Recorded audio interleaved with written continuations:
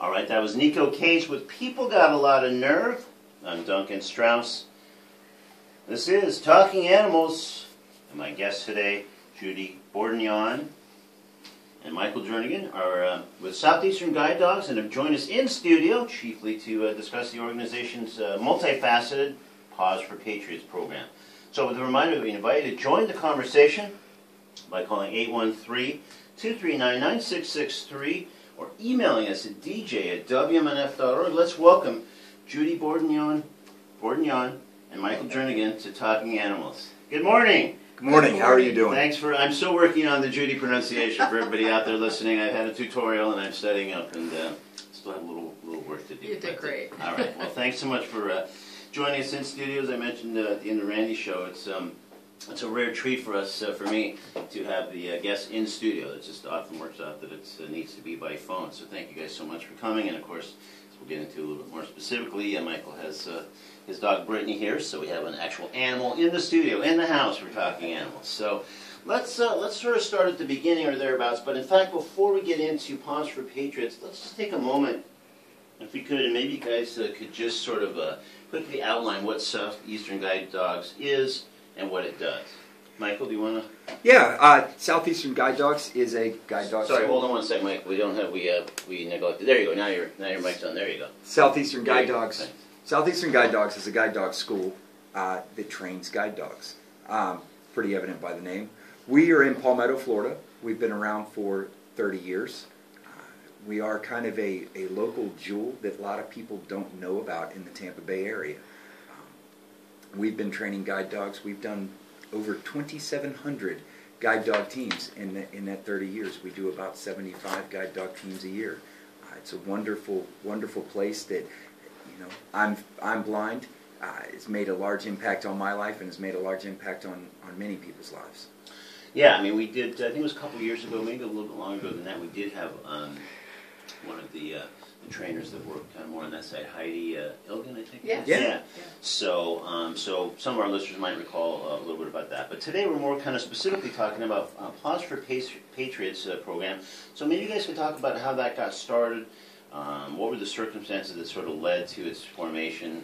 Sort of as an offshoot of the mothership, really, as I understand it, right? Well, it's not necessarily an offshoot of the mothership. Paws for Patriots is a program that we have within Southeastern Guide Dogs, and I can tell you how it got started because I helped start it. In January of 2006, I was wounded by a roadside bomb in Iraq in August of 2004. Among all my various wounds, I lost both of my eyes. I was contacted by one of our board members at Southeastern Guide Dogs who wanted to help. Said, you know, called my mom and said, we're here, we want to help your son if and when he's ready.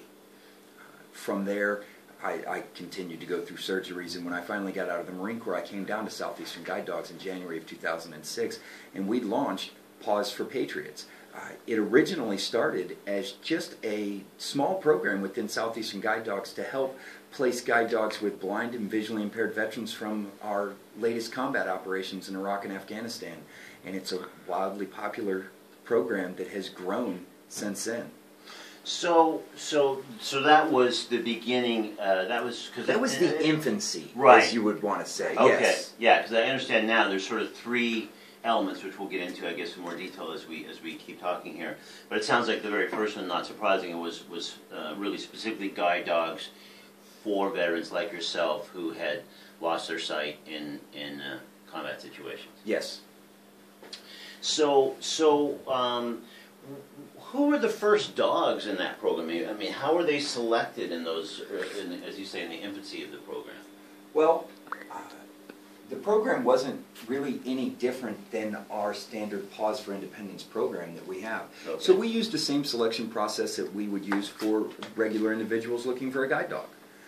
You know, one of the things that we did with Paws for Patriots is we identified a need for guide dogs in the veteran community. We had noticed that more veterans were coming back with visual impairment and blindness, and a lot of it had to do with blast injuries, multiple blast injuries. You know, I was involved in 3 IEDs in just 6 months. And you get your bell rung every time.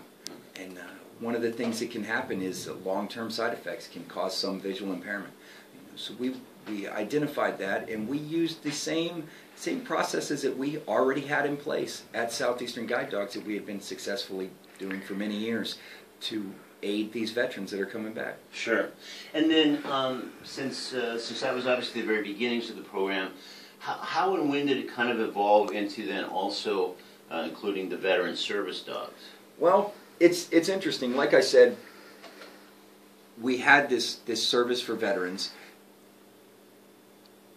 It became wildly popular, so we opened it up to all veterans, from all conflicts, peacetime veterans, it didn't matter, veterans of all ages. If you were suffering visual impairment from combat, or if you were suffering visual impairment from something age-related, maybe macular degeneration, any different various conditions that cause visual impairment, we opened up the program for all of those veterans.